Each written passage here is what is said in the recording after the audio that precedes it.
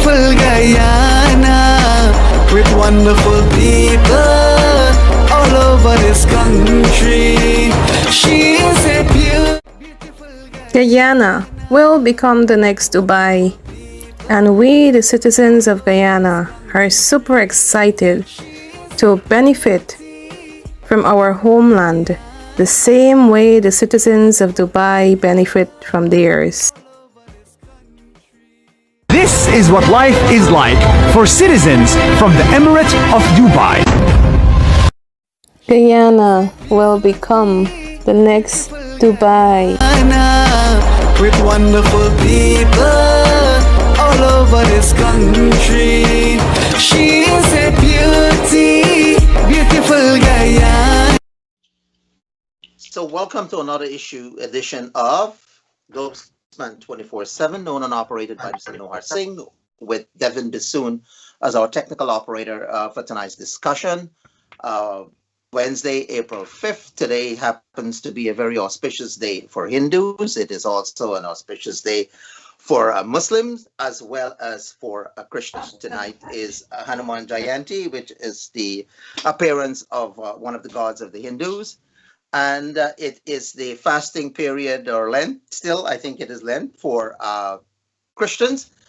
Friday is Good Friday. Monday is Easter Monday. And Muslims are fasting for the holy month of Ramadan. And I'm sure they would have broken the fast or iftar already for tonight and will continue for the rest for a month or so. Gentlemen, welcome. We are discussing ethnic relations tonight. We have Professor Terrence Blackman of Medgar City University of New York and Professor Baytoram Ramharack. Both are been on this program over a long period of time. They're well known. No more introductions needed of them. Gentlemen, before we start the discussion, Friday, Good Friday, Monday, Easter Monday. You want to reflect on your youthful days of Easter in Guyana? When I was a youngster, I used to make kite and I used to go in the ball field and play, and we used to try to destroy each other's kite, even putting razor blade up in the twine or the thread. What about you, Professor Blackman? What naughty things did you do as a youngster flying kite? Thank you, Vishnu, and good evening to all. And so let me also echo your greetings to the folks in the Hindu community, the Muslim community, and the Christian community at this particularly special time of the year. And I must say that I am a big fan of Easter. I was talking with my mother earlier, and Easter is sort of one of the big moments, I suppose, in our home, and many Guyanese homes. And it was always a joy for me. My recently departed Uncle Wesley was a very serious kite maker. And so he would make kites for everyone. So it was a thing to sort of show up at the house in the village to get the kite before we would go out, you know. And it's interesting, or either we would go to the seawall or I don't know if any of you remember on, I guess there was a national service ground sitting out there on, now this name escapes me. There was a national service ground where many families would go and fly kites and picnic and so on. So I mean, it was a wonderful time of the year, and I, you know, wish all Guyanese well. Time when people actually came together and enjoyed themselves. So I sort of wish, you know, that Guyanese would have a wonderful Easter Monday celebration, Sunday celebration, Good Friday, Holy Thursday, and so on, and enjoy the cross buns, the food that is also a part of this time of year. So I will vicariously enjoy this. Dr. Ramharack? Well, I would echo beautiful experience. Well, I would echo the same sentiments.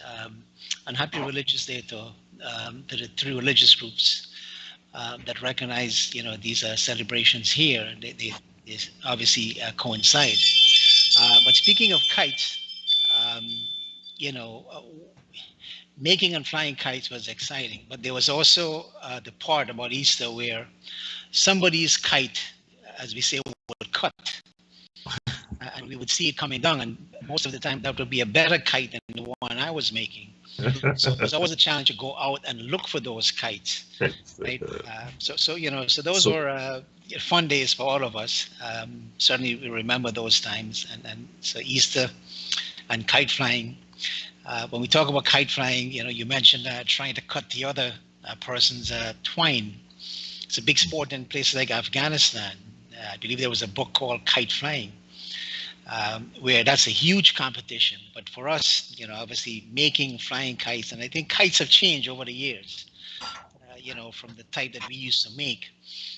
A lot of them come from China. They're very easy to make today, but people don't make them anymore. So that sort of a craft, trying to make, fancy kites is sort of a given out to, buying, kites from other places like China, as we do for so many other things from China. So those were the days, and I echo the same sentiments as the professor here and as you, Vishnu. Oh yeah, fantastic food, man. Just this time of the year, we all look forward for that period of time as youngsters to enjoy all kinds of drinks and soft drinks, of course, and all kinds of food you could think of. Yeah, Easter cakes and so forth. Any final word on that, Professor Blackman? No, just to say that it is wonderful. Certainly one, at least from the Christian perspective, one ought not to forget that the heart, in a sense, this is one of the most important kind of moments in the Christian calendar, and this is a moment that calls for really self-reflection. It calls for some rethinking about how you're doing business, and so maybe that spirit can be something that we can take with us in our discussion. Yes, and it is indeed a most auspicious time for all three faiths that somehow involve fasting for all three major faiths in Guyana, and it's a good place for us to start to define the problem in Guyana of ethnic relations. So I'll ask Professor Blackman to open on that note. Well, we've been talking about this issue now for many programs, and I think the recent kind of spate of activities in Guyana have really kind of brought this discussion about, trying to promote racial and ethnic cohesion in Guyana. And so I think that there are two things perhaps we have not fully appreciated in terms of how difficult the conversation was. And I think there's first the issue of, and this will bring me to something which I think is very important, and it's at the nub of where I think we somehow have to find some kind of consensus. So it's clear that at least as I've seen the problem evolve, it is clear that if one were to do a census in Guyana, Indo-Guyanese constitute about 38 to 40%. Afro-Guyanese constitute about 29 to 31%.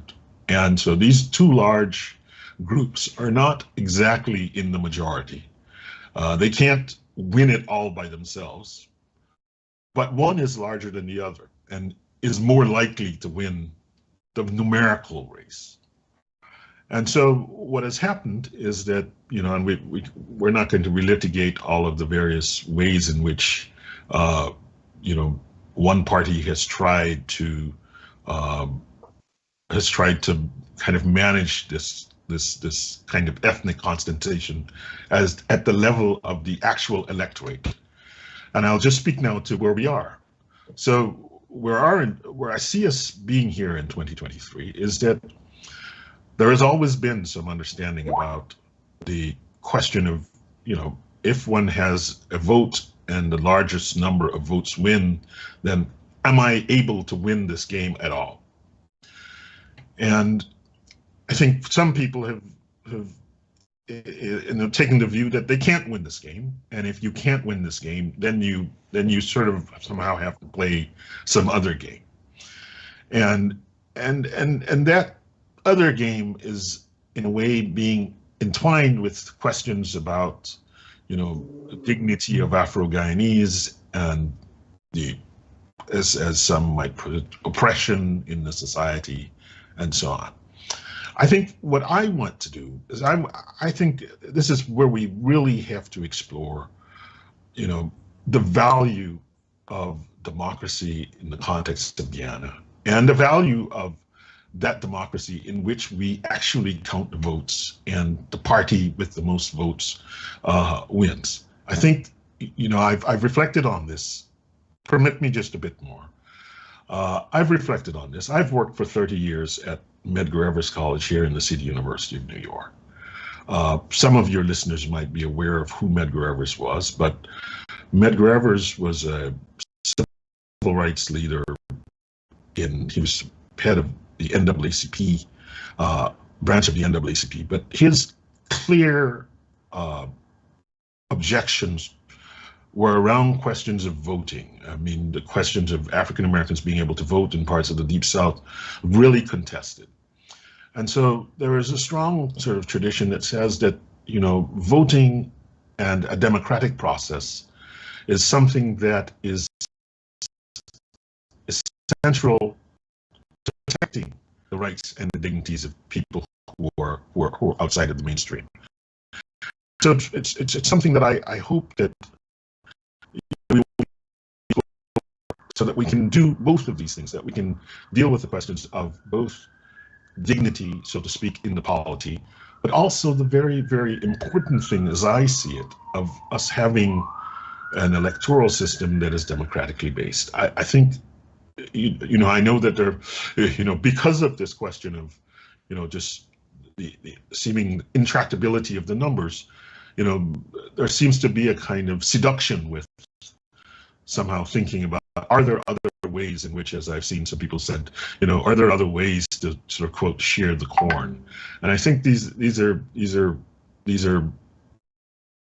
seductive sentiments, but I don't think that they get us to where we want to go in an appropriate manner. And so I would like to see us, think again about, how do we do both this question of dignity and this question of democracy, and so that we don't get this sort of like it's either we do dignity or we do democracy, and somehow these things are incompatible with each other in this context. And I think that's where our discussions broke down, and in a sense that's where I think we want to somehow give some reflections on, the question of the demographics, the implications of those demographics, what they mean for the Afro-Guyanese community, what it means for an Indo-Guyanese community. We haven't discussed the other communities that are important, what this means for our indigenous communities, and how do we create a polity in which people get to exercise the franchise of voting, because I think that's important.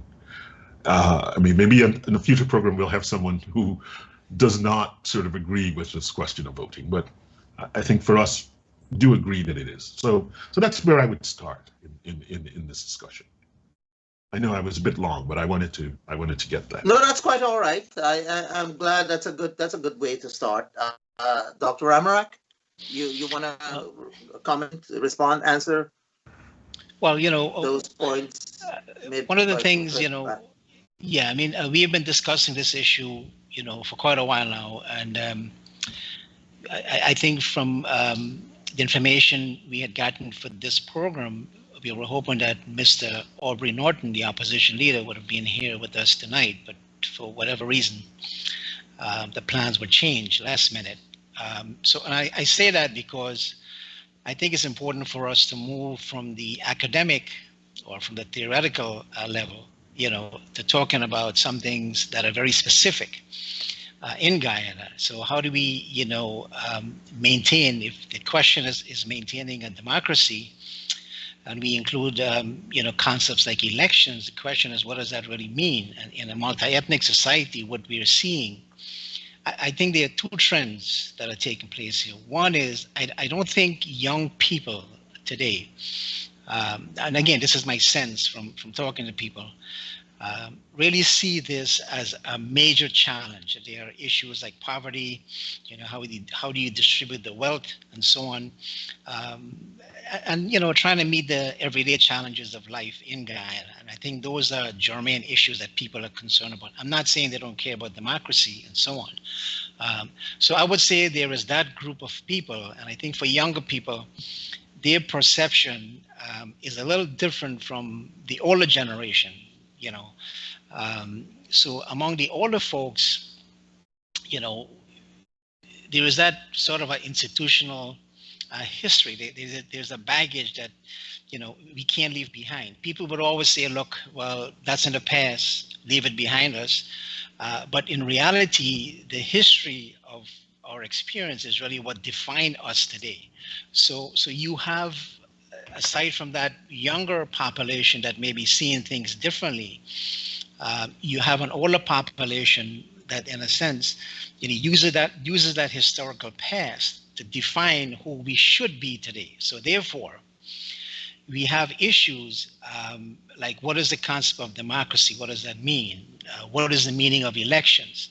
And in a multi-ethnic society, if we can't agree on those basic concepts, then we're going to have a problem. And we see that more so, at a level among the older generation, I would say, who define that concept of democracy a little different from the way I would define it. Election obviously matters. Democracy entails that there is an election. But then again, there are some people who would say election is not the answer. So we have that divide. And I think looking at where we are today in Guyana, if we're going to look at the specific, we do have some issues with those concepts in terms of moving forward. And we have been discussing, over the years, at least for me, many ways we can try to address or ameliorate. I don't want to use the word fix, but there are many ways we can try to address and create a situation where we can live together without tearing the country apart. You see, if we define democracy as majority rule, you win at the win at the ballot box, and you govern, and that happened over the last election in 2015 to 2020, and again 2020 to now. So what, if I understand Professor Blackman right, he's saying that you define democracy, the winner, and then the winner takes all. The winner is victorious, and so what happens to the loser? How does democracy help the loser in a situation where you have a 50-49 government? What happens to that 49%? Well, I think that's essentially the point. I think what's maybe even more simply, I think what we've seen evolved is that the 51-49 victory really then appears like it's 100-0 in the governance, and I think that that's a perception that folks have. Whether this is all true is certainly up for discussion, but it is a perception, and it is a perception that is driving a lot of the angst that is emerging from some sectors of the Guyanese populace, and I think we can't diminish that this our sort of democratic experience in some real way has been a kind of it's been a kind of ethnically driven power struggle, and this is, in a sense, the centerpiece of the politics of Guyana. And I think the people who are on the losing end of this thing are throwing up their hands and saying, no, I don't want to play that game anymore because I'm always going to lose that game. And I think we have to begin to think about what happens when one party withdraws from the process.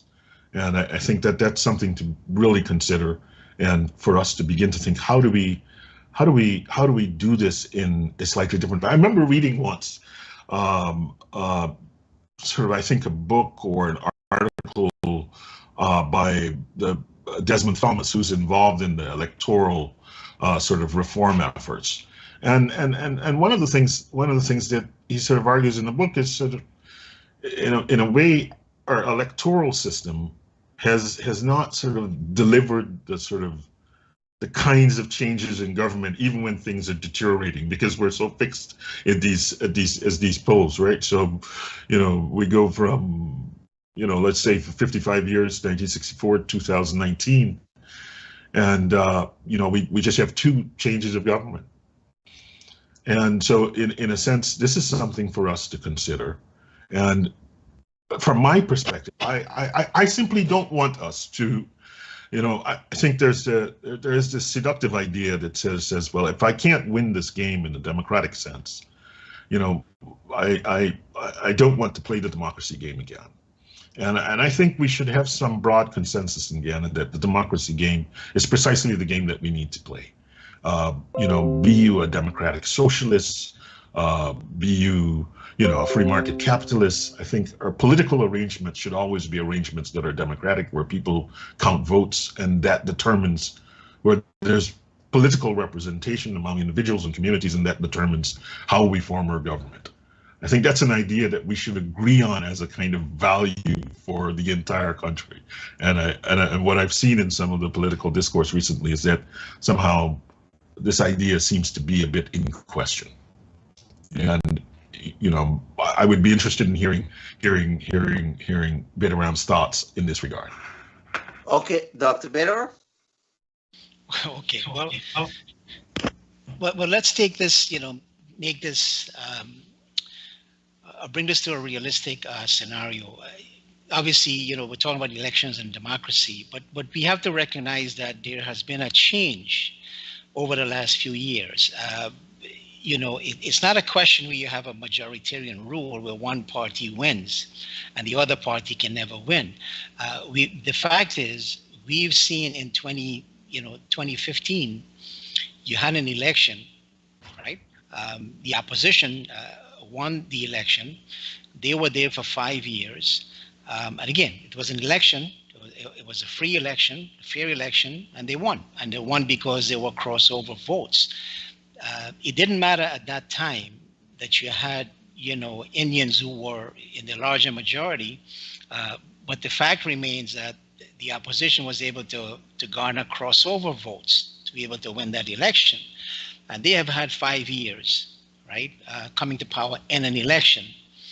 But then, when we come to 2020, we're playing by the same rules. So here we have an election again, which is central to our democracy. We're not dealing with a situation going back to the 1980s where, for instance, Indians were almost 52% of the population. Things have changed. So here the party in power lost the election, but then refused to hand over power to the winner. So elections here, has a meaning for one group of people and a different meaning for another group of people. So the point I'm trying to make here is that if we have a set of rules that we're playing by, we have to stick with those set of rules.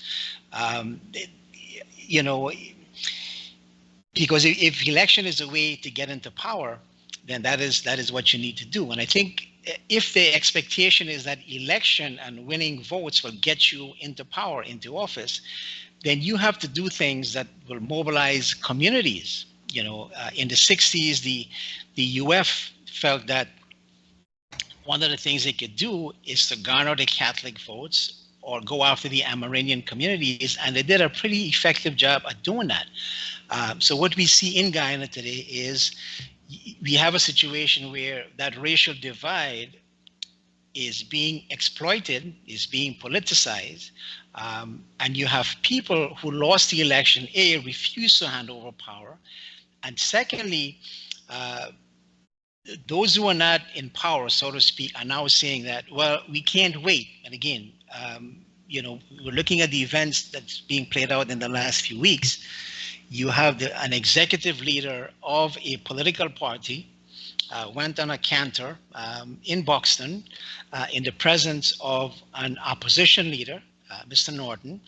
And one of the statements he made was that Well, aside from all the things he said about being battle ready, and if you look at Ronald Gadraj, he's a big guy. You can't miss if you tackle him, something to that effect. But one of the points he made was that we cannot wait for the next elections. So here we have an election, which this member was part of an organization that won in a previous election. They were in office for 5 years, and nothing was done or said about changing the rules of the game. They played by the same rules in 2020, but now once the election is over, you want to burn the ballot box and talk about power sharing and all that stuff. So what happened during the 5 years? So the humanity is being erased by the hypocrisy that we see now.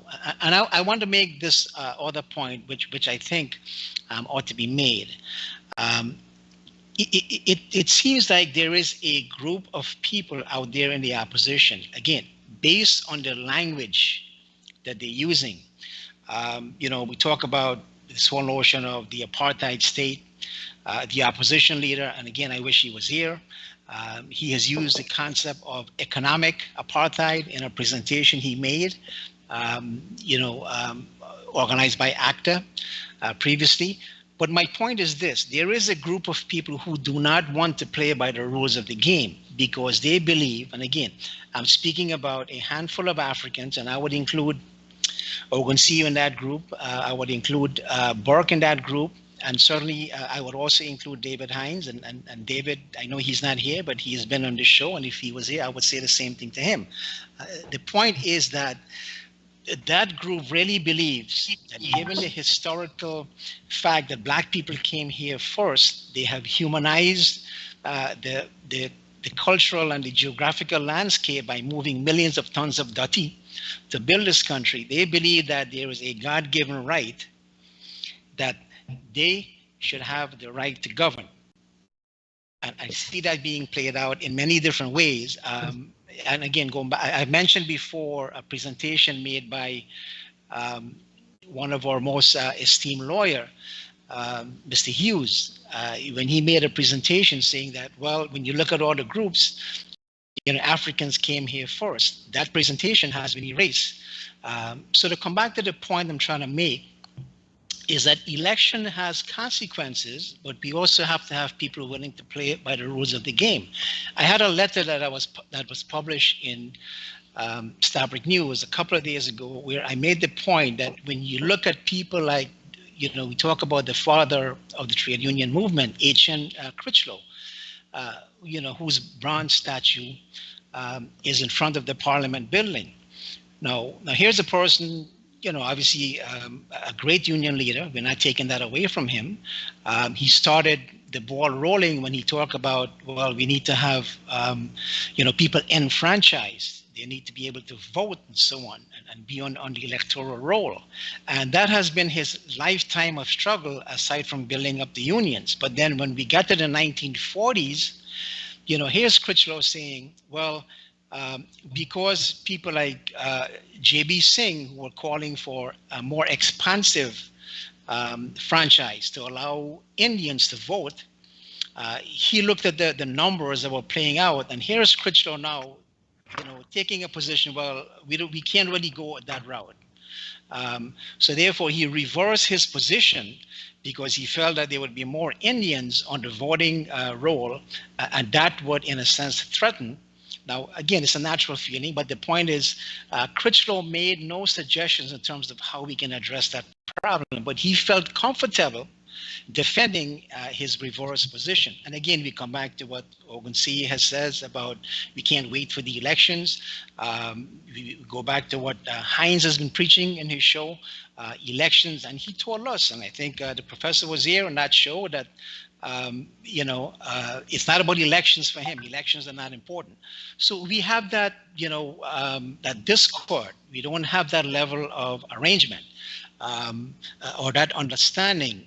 And I think that is what is missing from this discussion. It's nice that we're having this discussion because we need to have these discussions to kind of move forward. But having said that, I also want to say question for you, Bisram. So you've just noted this issue of Hubert Nathaniel Critchlow and his relationship with aspects related to the engagement of Indo-Guyanese in the union movement. And so you see that this question of, the this, if you will, a kind of fear on the part of the various constituencies that say, look, if Indians are 40% and Africans are 30%, at some point they're going to dominate me, and I'm going to have to live under their rule. And how do we begin? Let's stipulate all of the things that you've described. What I'm interested in is how do we go forward? How do we go forward? What kind of future do we envision for Guyana? What kind of society? And it's in this context that I'm not here to defend Burke in particular or to defend anyone, but I often think that that certainly some of the comments that Rickford Burke is sort of go to this issue of sort of saying, I am the defender of these people who are being put upon in this context. And so, I'm asking you, what do you see? What's your vision for what it looks like in the future?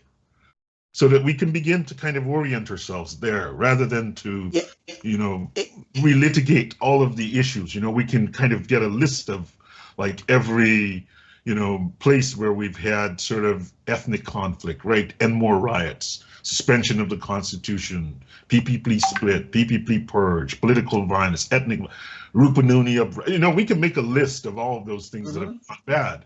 But I'm saying that somehow we have to begin to, and I didn't note, for example, assassination, we had the Walter Rodney bombing, right? These are things that you said have happened and we're a part of. But now I think we have to, what you've mentioned is very important, what has happened. And even just in conversations today, I've had at least 2 or 3 people sort of point to this 2020 election and its aftermath and say that, things somehow shifted. Things somehow got different. People's perceptions hardened in certain ways. People's understanding of, the APNU AFC and the PNC elements are different. The way that the PPP perceives this is no longer the way that it might have perceived it before. Stipulate all of that. Pivot to a vision of what it looks like. So if we had the chance to speak with Aubrey Nard, say, here are the 3 things that I think we should do tomorrow that can begin to move us along the line to some social code. What would you say? And the contestation is more fierce today as a result of oil and gas money, which everyone wants to control. It's been amplified, yes, because we know yes. So that's my question to you, Baytoram, and then I come back. In this context, what do you say? So Professor Baytoram, how do we address this problem? It wouldn't go away. And certainly free and fair elections and the winner will not solve the problem. Well, we have said, and I've said this, and I'm on record of saying this, that it is possible that given the divide that we see among political leaders, that we may need a third-party intervention, right? So that's a given. We've had that in 1992 with Carter intervening to help us navigate a passage forward. We've seen that in 2020 when the government refused, to acknowledge that they lost the election, and still do, by the way. So we and 1997 as well, when the St. Vincent and Fuchsia Prime Minister came. Right, and I've said, look, so you may need a third-party intervention. So that's one. I want to keep that on the table. But I want to come back to what we have been doing. And when you look at the, it's easy to say, well, Ogunsai and David Hines and so on, and just one or two people, but they do represent the voice of people, and they do have a substantial following, and we cannot ignore what they're saying. So the point I made before about the rhetoric is very important, that we temper that rhetoric, because that's not going to get us anywhere. And here's the reason why. I'll give you one quick example, why the PNC has to temper the rhetoric. I said before that when that presentation was made by Takuma, Norton was there. It took him a while to respond to that, and basically he gave a very lukewarm response, saying that, well, those may not have been the words that he would have used, but he never condemned what was said. So here's my point to this, right? In Guyana, and again, I want to focus on the rhetoric because it's important that we look at the rhetoric. And again, I'm not saying it's just the fault of the other side. I do believe when Jack Davis says there is no trust, that doesn't mean you can't try to find a way to have a national discourse going with the opposition, because your party just won with a handful of, well, you're there not because you had 5 or 10 votes in addition to what you had. The difference was, I believe, was about 3.35% in terms of the percentage of the vote. So again, I'm not excluding that. I'm saying those things have to be addressed. And of course, but I want to come back to the rhetoric. In Guyana, we always say, every rope got 2 ends. And if I say, for instance, well, look, I'm going to acknowledge that both sides have done tremendous things, because history is important for us to understand here, because we all are operating on the basis of our historical understanding of what happens in Guyana. So the point I'm trying to make here is, and again, I want to focus on this rhetoric because it's very important. 1964, and again, people will say, why go back to history? History is important. So here's a situation where you have an entire community of people living in a place called Wisma, right? That community was uprooted. About 3,000 people were uprooted. People were raped in broad daylight. People were beaten. There's a story of a person named Richard Khan, a family who I've interviewed. I have it on video because people will say, no, you're making things up. But my point is this. A lot of that brutality was led, some of it, by a person named Robert Jordan, who was the PNC representative for Demerara River in that area. Now, the thing about that is that whole entire episode was somehow swept under the rug, right? But Granger has created a memorial to recognize what happened with the Sun Chapman, where in a very dastardly act, 43 people lost their lives. So there was a memorial set up, and an event is being recorded every year, right? Norton happened to be at that presentation several times.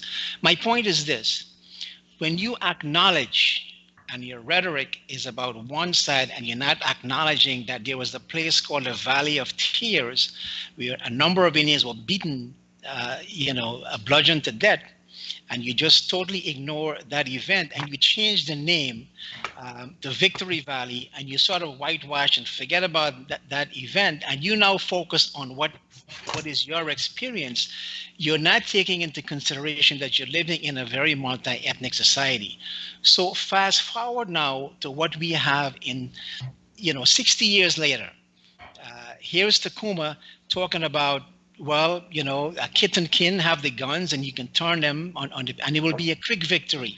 So the point is, there are people who are alive today who are part of that experience. So you have to imagine, what that message that he's sending to people who are listening to that. So how do you try to bring people together in an environment like that, where the opposition leader was in the presence of that language and not really fully condemning it? And given the fact that if the rhetoric is so strong, and that you can win an election, if elections are important, You know you can win an election because in the last election, it was just about 15 to 16,000 votes that caused the PPP to win. If that is the language that you're promoting, how in the world do you expect to win over crossover votes? How do you expect Indians? How do you expect Amerindians to come to your side and win an election? So that raises an important question to me, that elections do not matter to the people who are saying that they're concerned about what is happening in Guyana. And that is why I started out originally by saying your language has to be tempered. And I said the opposition leader has talked about economic apartheid. There is no apartheid in Guyana. You know, if you go to Guyana, you go to look at the Statistics Bureau. You look at the people who are working there. You look at MARA, the Maritime Administration. You look at the civil service. You look at the training school, the Bertram Collins Training School. You look at GCOM on this very show. You have, Mr. Robeson Ben says that GCOM has representation representing one section of the population. Look at the army, look at the police. If you address those things, and if you accept that what you're saying about your rhetoric is inflaming passion. So I think that has to be something that has to be tempered. Now, having said that, and I'm going to stop here, the other things have to come in place, right? You can't be a government that says, well, there's no trust, therefore you don't want to have conversation. That is crazy. You can't have a situation where you arrest a 70-year-old person, right? Put him in shackles, right? And issue a wanted bulletin. That creates a terrible image of a historical past. Those are terrible things to do to people. Again, I'm saying all of those things are wrong, but my central point here is that you have to have the language, and the language has to be appropriate if we're going to move forward, because we're inflaming passions, and that's not going to get us anywhere. It's going to be a divide that's going to continue, and we're not going to end up reaping the benefits of all of the benefits that will flow from having this oil and gas economy. Okay, so you made a few valid points. You talked about third-party intervention, tempering the rhetoric, and the behavior of the government, whichever government in play at a particular time, that the government has to be more responsible in its activities. How would you counter that? I mean, what are some of your ideas of addressing this problem, Professor Blackman? No, well, I certainly agree, as I said the last time, that some forms of discourse don't have a place in the public domain.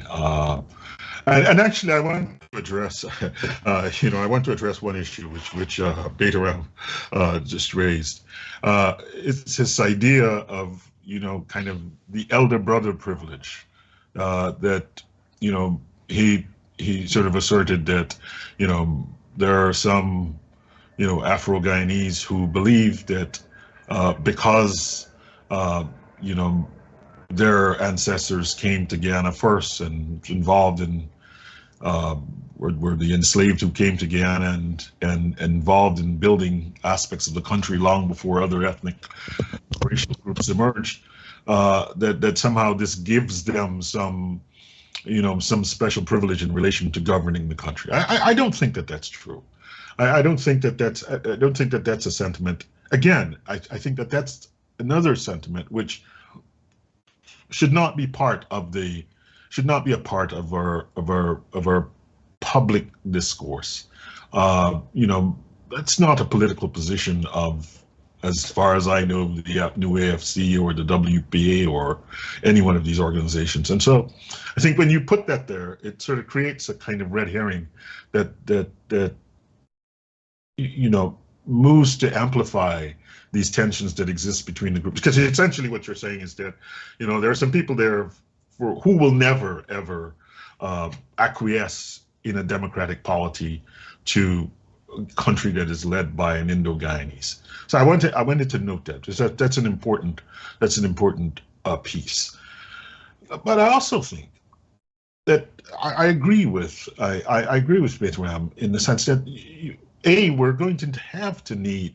The history has made clear that we seem incapable of finding some kind of stability without the intervention of someone from the outside. And so, I think that is something that we really have to begin to cast around. Maybe there needs to be some kind of mediation office that is a part of the CARICOM desk, so that we don't wait until we have an election and it's contested, but there's an ongoing mediation that is occurring under the auspices of CARICOM, on the auspices of the Commonwealth, under the auspices of the OAS, under the auspices of some credible body, so that there's a constant conversation there that is encouraging sort of individuals from different racial, ethnic groups to begin to see ways for them to integrate their political practice with Guyana at its center. Go ahead. Go ahead. No, go ahead. If I may shift a little, it is not that the government is not trying to bring communities together and to improve social relations. I mean, yesterday, for example, the president appointed two other members of the Ethnic Relations Commission, and it's a very diverse body that comprises of women, as well as members of all religious groups and all ethnic groups. And I think that's a positive. We may not like the persons who may have been appointed, but certainly a reflection of the society. And if I'm not mistaken, I think there are more Africans in it, in the commission, than there are Indians. So that is a positive way of going forward. And so the government is trying one way or the other. But I also wonder if you can also address some social aspects of ethnic relations, rather than just the political aspect only, because so far we have only been focusing on politics and not on socioeconomics. And I wonder if you all could shift focus a little, and let's talk about social relations as well. Professor Blackman?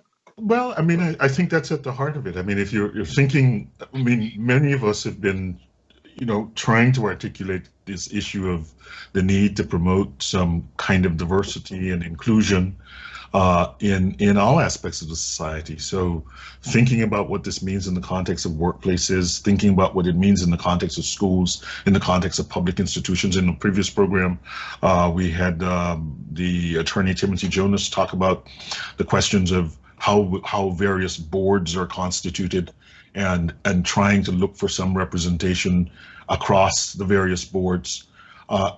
Again, I think that's also this question of, creating, sort of inclusive. I mean, it's not that Guyana does not have inclusive. I mean, we do have inclusive spaces where, by default, we have inclusive spaces where but I think we have to have where people from different racial, ethnic groups are welcome and feel valued. But I think what we have to do is we have to have a language, a narrative about what it is that we're doing. I don't think that Guyana lacks. I mean, my roots are in Alexander Village. I mean, this is as inclusive a space as you will find, right? There's no.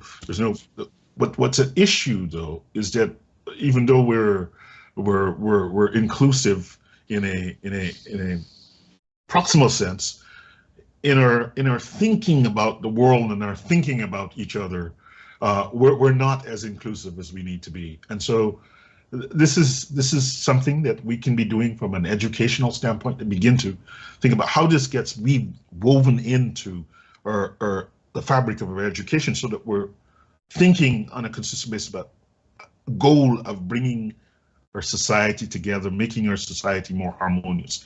So yes, there are a myriad of things that we can do on the social end, and I would say certainly education and encouraging sort of and affirmatively looking to diversify various aspects of the workplaces of Guyana, I think is something that can only lead us in a good path.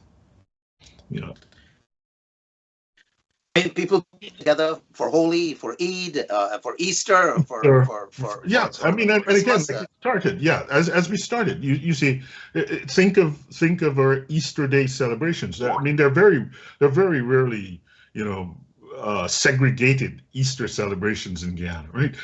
People of all ethnic, racial, religious persuasions go fly a kite on the seawall, right? We all carry out that activity, and we're not engaged in that activity we're not seeing it through a kind of explicitly racial lens. And I think what we want to do is to amplify those areas where we're already engaged in some inclusive spaces, and messaging around them that sort of moves in a way that drives us away from the racial lens in some contexts, and helps us to begin to see through a more Guyanese lens, and understanding that that's perhaps the place where we're going to be able to do a bit better than we have in the past.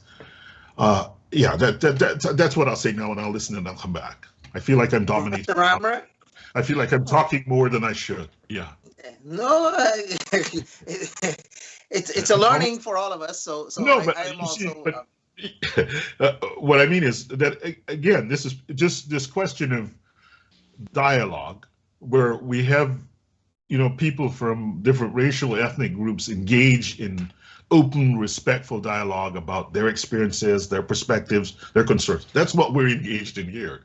And so yes, and it's something that's needed. It's not only needed here, but it's also needed on the ground as well. Oh, yeah. Dr. Ramharack.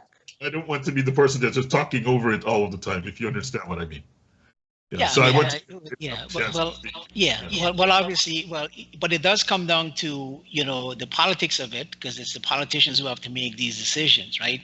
But I do think Guyana is at a point where the economy, whatever comes out of this strong economy, can really be used for public good.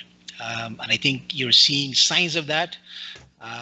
Certainly education, is a focus. But even when we talk about, by the way, when we talk about economics, there are still political decisions that also have to be made about economics and how do you distribute or share the corn, so to speak. Now, certainly education is an important factor, right? I can give an example in a school district that I work with here.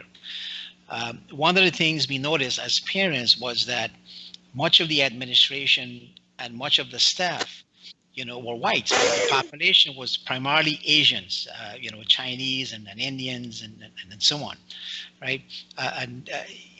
The question was, how do you create an inclusive, situation to allow the teachers and administrators, because it is important for students to see people of their ethnicity, right, of their cultural background, and so on.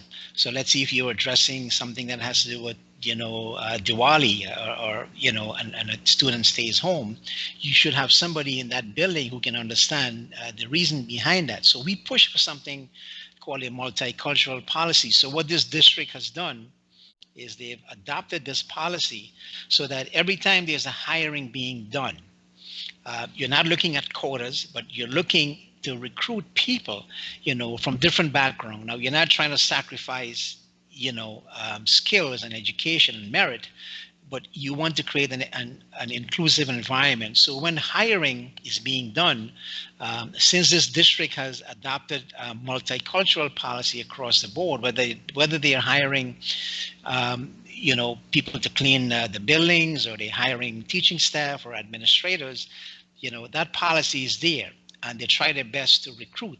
Right? They go to different recruiting places where you have people of different ethnicity and so on. So you have a pool of people. This was never done before. So this policy has been very effective. You go into those schools today, you would see Chinese teachers, you would see Indian teachers, you would see African teachers and so on. Never had that before. So the whole environment has changed. So I think that is something that is important. The problem is this, culturally, in Guyana, yes, we celebrate Easter, we celebrate Pagwan, Diwali, and so on, Christmas and so on. But, that's the space in which we interact, right, culturally and socially. But then when we go back to our own little, habit and domain, we have an election that comes, and then you're being bombarded by all of these different, social media signs and rhetoric and so on. So it creates that situation that, look, we're Guyanese, but we're different. So it ultimately comes down to power, right? In the past, we, and again, we've suggested a number of things that can be examined. We've talked about this notion of, well, certainly education is important, right? If you're going to create a population that understands each other, you have to recognize each other's pain. So again, I don't want to beat a dead horse here. If you're going to commemorate, the Son Chapman event, then maybe you ought to have a memorial for those people, who were driven out from that area. Culturally, you talk about the experiences of different people. So we grew up in an environment as youngsters, understanding that even though we may come from different backgrounds, we do have some commonalities, right? The whole notion of being Guyanese. Part of the problem with this is that there are people who would make the argument that you have to shed your cultural baggage, right? Forget about who you are and try to be Guyanese. So there's a confusion about being, let's say, African and being Guyanese, or being Amerindian and being Guyanese. Guyanese is a legal term, right? We are all part of that country, but we all have a cultural baggage. So when we talk about one people, we're really not one people. We come from different backgrounds. We can have one destiny and share in a similar future, but we have to learn to recognize the differences. I had a teacher who would always say, well, put your shoes away and step into the big foot of someone else and walk a mile in that person's shoe, so you can better understand that person's reality. And I think we need to do a lot of that. Unfortunately, we are not seeing a heck of a lot of that happening. But aside from that, I'm going to end by saying we are seeing changes in Guyana, and I think a lot of the economic wealth that's coming in. This was a young government, things takes time. And hopefully as the economic wealth sort of trickle down, we're going to see more inclusivity, and there are different ways of doing that, where everybody gets a piece of the pie. We are a small population, there's a tremendous wealth out there, and we need to have a situation where we recognize that that wealth can be used, to develop the country, looking at infrastructure, but at the same time, we can develop the country academically and infrastructurally and socially and culturally. And so we can all kind of move forward, so to speak, as a country. Any response, Professor Blackman? So I think this is a sentiment that I agree with, but I just want to play devil's advocate in some conversations with individuals, prior to the program, pushing my thinking. I said, look, I mean, you are always kind of committed to this notion of unity, and you want to be a part of a cohesive nation. But, their observation to me is that, look, man, these, do you really think the way in which, do you think you can be in the nation in this way with a certain kind of, as they see it, disrespect? And so the thinking, I want to bring us back to the first question, the thinking about, look, Baytoram just mentioned this, we're in a way, our creed, sort of one people, one nation, one destiny. In a sense, it's not one people, but in a sense, it's kind of like, at least in the way that we've lived it, it's sort of one race, one nation, one destiny, and so, and as we've now come to this place of oil, where this sense of where there's a real need for this unity and this cohesion, but also in a sense this unity and cohesion can be kind of used as a kind of Trojan horse for the exploitation of the other people in the society. The issue is, yes, we have a relatively young government in the sense that it's maybe just 3 years old. But am I wrong to expect more by this time from our government in terms of, their policy positions, in terms of what's happening, as you just noted? I think these infrastructure development is something that absolutely has to happen if Guyana is going to develop. So I think this is something that they have to do. You can't have a first-class modern society if you don't have proper electricity, if you don't have proper water, if your universities are not strong, if there are a whole series of things. But this is all dependent in some deep way on some it's all predicated on some kind of unity. And so what sacrifices do you make for the unity? How does the wise man, how does the wise leader look at this and say, I might gain all of these things, but lose everything because I don't have the sort of unity on the inside. Tomorrow, Thursday, the ICJ is going to give some ruling on, at this moment, we genuinely need a legitimate unity, not a sort of papered over, not a propagandistic unity, but a real functioning, cohesive unity. What sacrifices do you make as a leadership, as a political leadership, to cultivate that sort of much needed unity that will position us better for the challenges we face in the future? And I think that's what I want to throw in there. Look, expectations in Guyana are very, very high.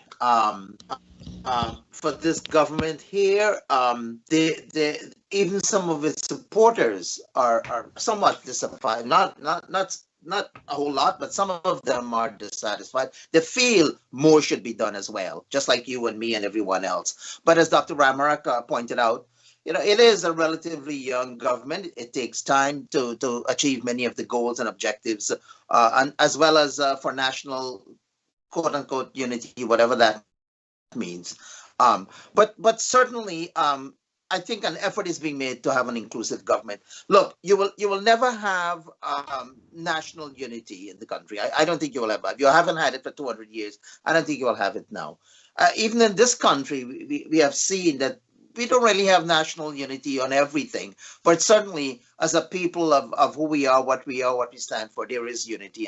And I believe that's the kind of unity we should certainly have in Guyana, even if we don't have multiracial unity, which will probably always elude us because of the nature of the polity that we have had over the last 100 years, this contestation for political domination over the administration.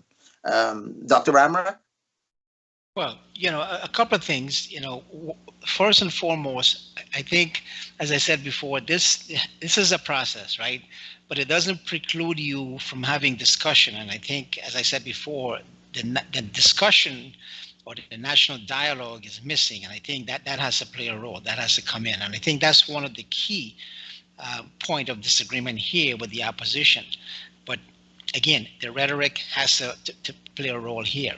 But I think what is also important is for this government to also, while being or trying to be inclusive, they need to recognize that you have to make institutional changes, right? Changes has to be made to ensure that everybody feels secure, everybody feels part of the system. And I think that is where that discussion will play a key role. We have been discussing with a member of the Carter Center some time back in terms of how do you promote this whole notion of having a national dialogue. And the conclusion was it's not going to be easy. And that is where part of my contention was that given what we have in Guyana is you need to probably have that outside intervention that can bring, when I say intervention, I mean a third party that can bring the discussion together. When you go to a route of trying to put pressure on the government by saying that it's an illegal government, it's discriminating against people, it's an apartheid state, that's not going to help because you're only pushing the other side, right, into a corner and you're pushing that fear that the other side may have that, well, look, maybe you're really not willing to play by the rules of the game. So why should we have a national discussion, right? Why should we have discussion about these things? But I think one of the things that can be done really is, I come back to this whole notion of institutional changes. You have to govern by showing that you're willing to change things and really have an impact. One of the things I would argue that need to be reformed are the institutions. I mentioned some of the areas before, but I think the government can play a role and really frontally address these ethnic issues, as opposed to saying, look, we are a multi-ethnic party. That may be true. The PPP may have, they have additional crossover votes that give them an edge, but the point still remains that we do have to make those changes to show that you're really, serious about the changes you want to make. And I would submit that some of those changes are long overdue in institutions, let's say like the police, the armed forces. To go back again, history is important. 1964, Janet Jagan resigned, saying that she had no control over the police. The ICJ report was done. Barnum threw it out. In 1967, Chetty Jagan made the argument, looking at the ICJ report, saying that, look, we need to have changes much faster. We need to integrate, the police and the army. But the question is, what happened, before 1992? I'm sorry, after 1992? You have ignored making those changes. So now the problem has been compounded. So you have people now saying, look, this is a kith and kin. Whereas if you're honest and you make the argument that, look, we can have a multi-cultural policy in hiring and how things work in every institutions in Guyana. The army and the police could be forces that need to reflect the population.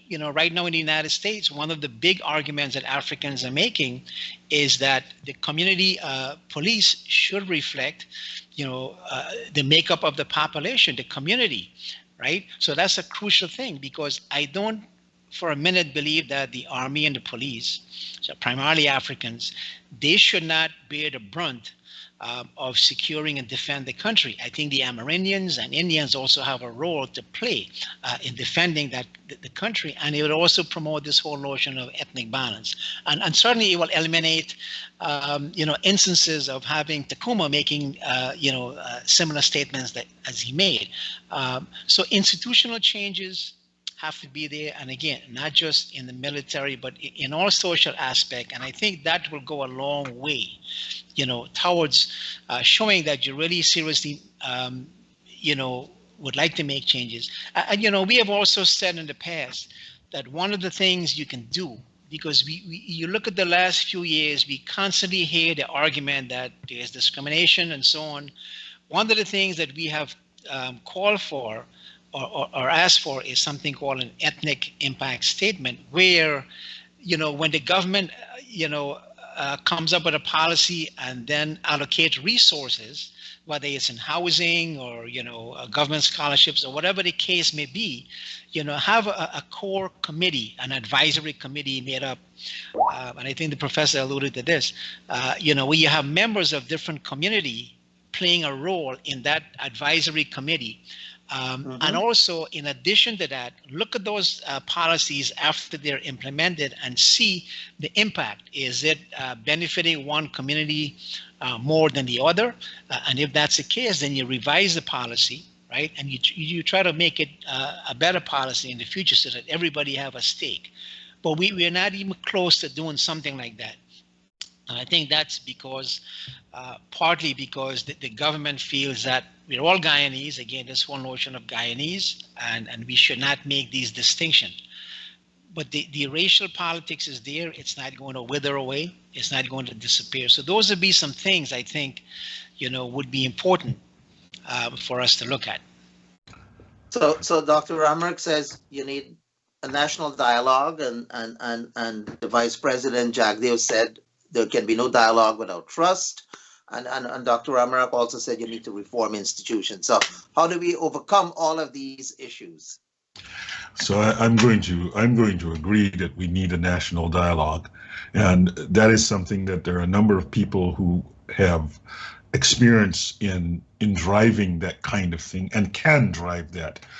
So maybe that's a policy, something that we can perhaps take to the we not only need a national dialogue in Guyana, but we need a national dialogue among Guyanese that sit outside of Guyana, so that there is a kind of cross-fertilization of what's happening. So I would certainly agree with that, and I certainly think that that's something that can be. Many of us have been engaged in putting together, conversations around issues for institutions, and so this is not particularly problematic. So that I absolutely agree with, and it's certainly something that can emerge as something that comes out of this conversation. I also think, let me sort of reiterate. I want to make 2 points in relation to Dr. Baytoram's issues with the army and the police. And these. So I broadly agree. I think institutions, the more these institutions reflect the racial composition of Guyana, the more these institutions are able to be reflective of Guyana and Guyanese, then I think that they will serve Guyana and Guyanese better. I think it's clear that excellence in some institutions is a function of those institutions being diverse, and we have some compelling interest in walking through that diversification path. Now, having said that, I also want to say that, while as I said in the previous program, it would be incredibly naive for the political leadership who participated in the event at which the various speeches were made to not see that there could be a reasonable expectation, to not see that, like a call to the security apparatus to disregard the chain of command based on ethnicity is perhaps not what you want to have in a public political dialogue. But having said that, I think it's important, and I've seen also some things on the other side where there's been this kind of sense of the army as being a kind of, a set of kids who would respond to.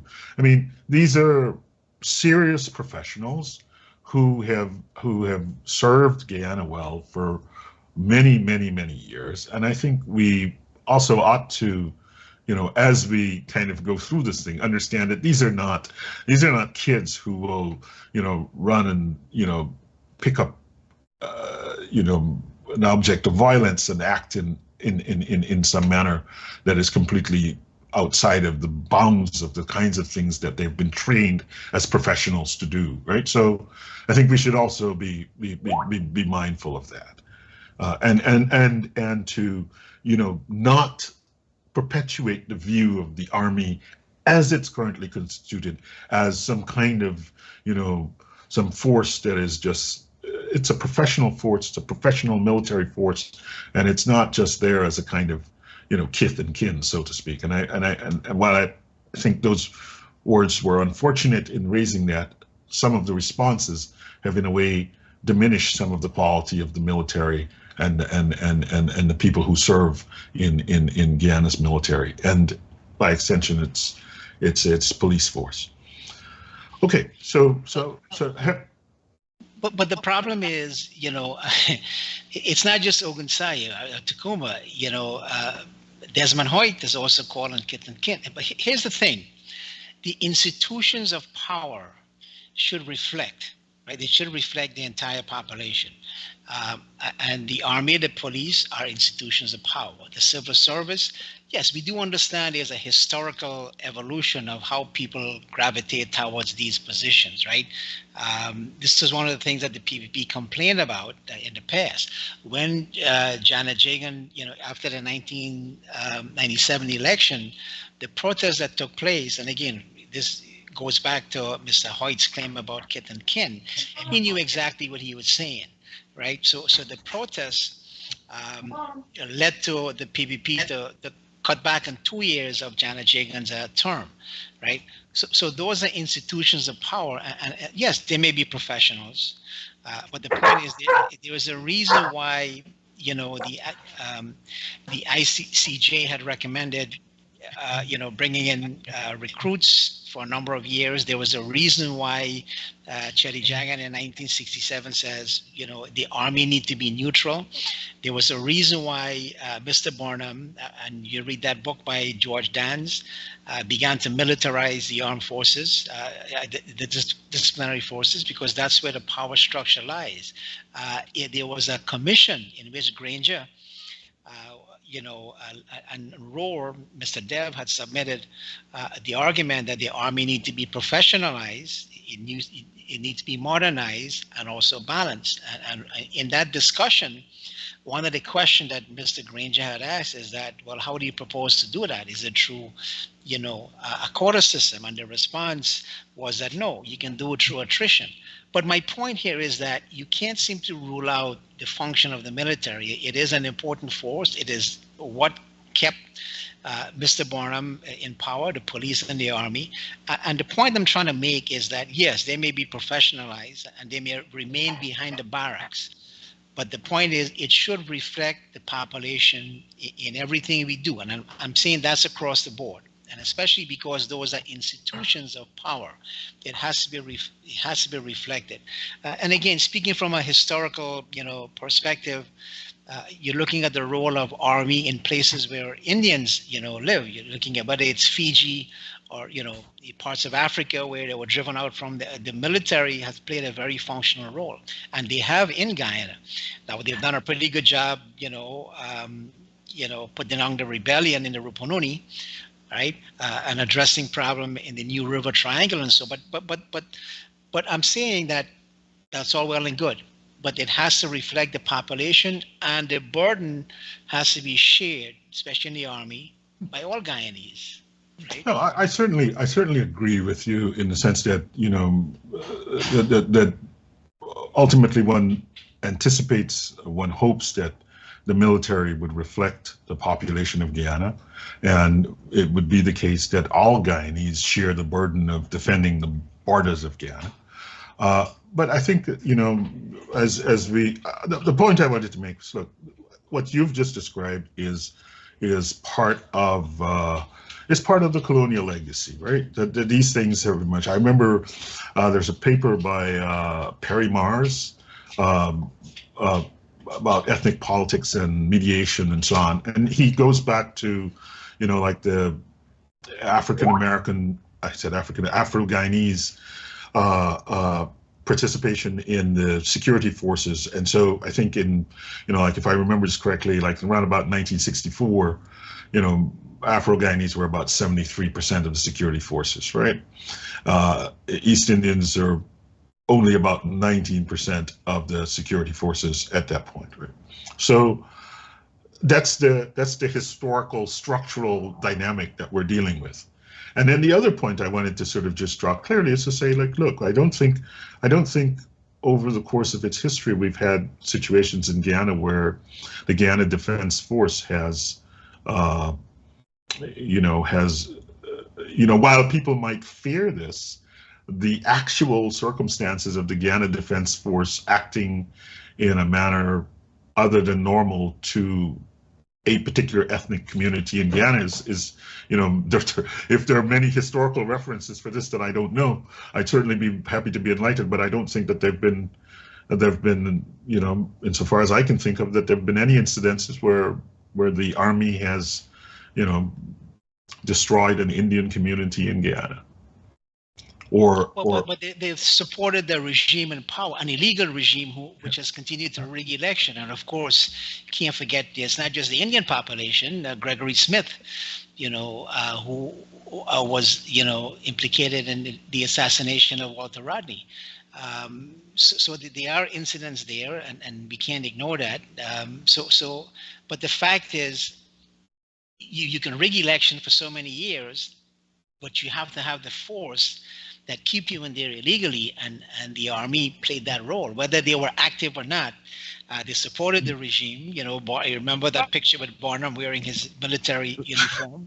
I just want to say that I'm simply saying, while we've heard the call, we understand that this is out of bounds in some very real sense. I think we also want to, just be mindful that the people who constitute the force are professionals and have agency. And we're not saying remove them. We're saying integrate the army. Right? You can bring in additional. But I don't disagree that diversifying the military is something of importance. And I do think this question, and this is where also I think things, in a way, sometimes the arguments, it's sort of, in a way, you want the army diversified. And then someone else will say, well, look, we need to see some diversification of the people who have access to capital.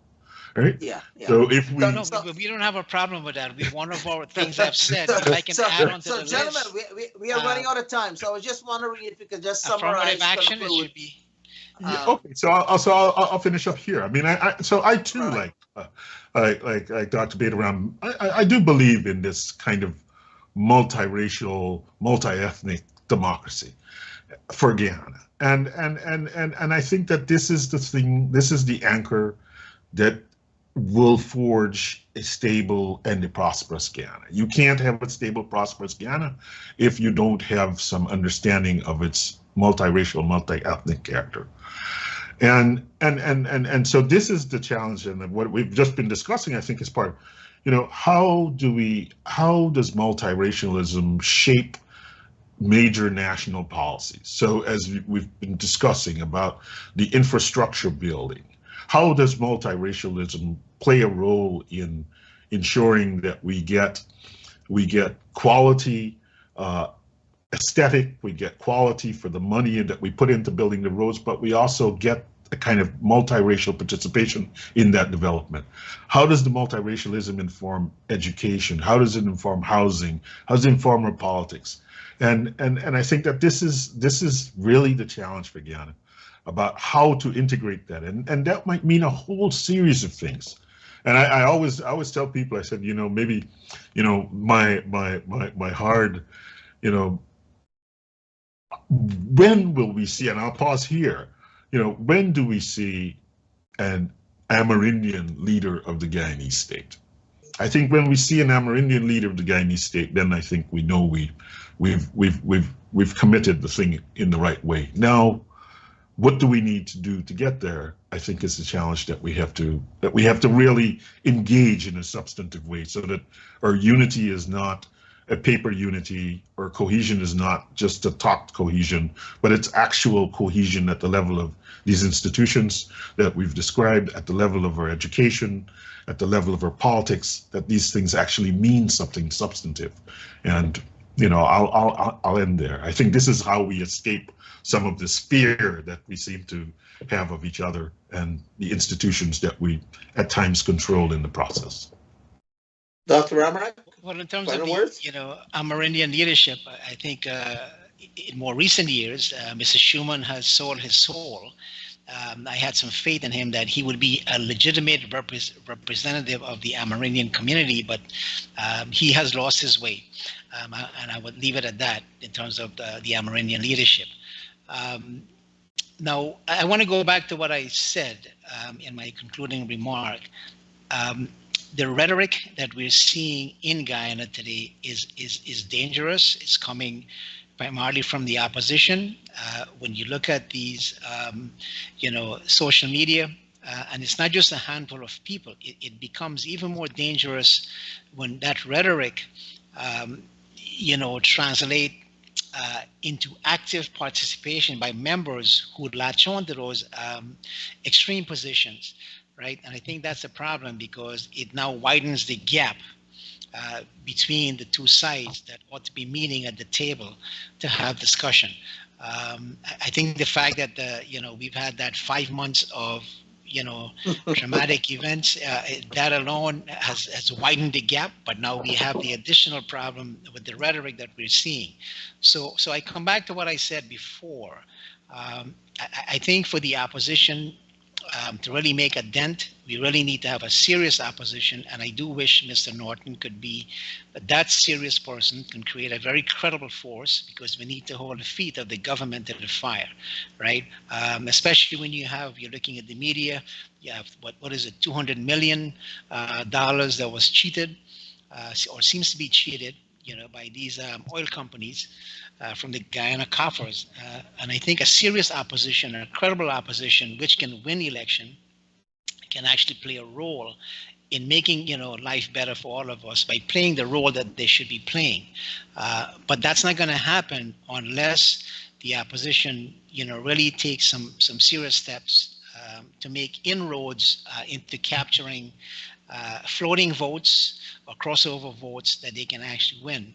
And I think that's a serious challenge for the opposition. And having said that, I do believe that and we have been discussing the oil wealth. I do believe that will certainly have some dramatic, influence in the way we live. And I think hopefully that wealth can ameliorate some of the level of poverty and translate into reducing the political tensions that we see in the country today. So I am hopeful, despite all the challenges that are there, and hopefully we can see a change. But the dialogue has to happen. It has to continue. So gentlemen, I'm in agreement with both of you that there is need for dialogue. The political forces have to get together to discuss our issues and problems and find a way forward. I also support this idea of national inclusiveness and cohesion, as Professor Blackman has noted, and I'm sure Dr. Ramharack agrees as well. With that, I'm sure we'll see a lot of inclusiveness and cohesion on Friday in Guyana, on Monday as well. And I hope that trend continues for the rest of the year and into the future. Gentlemen, I want to thank you all very much for taking your time out of your very, very busy schedule. I know classes are only going on a break today for the spring term. Both of you being professors, and do enjoy your break from teaching over the next 8-9 days or so. And let me wish everyone again a happy Good Friday, as well as happy Easter. And I will hopefully see you all again in a couple of weeks. Good night and goodbye. All right, gentlemen, good night. Thank you.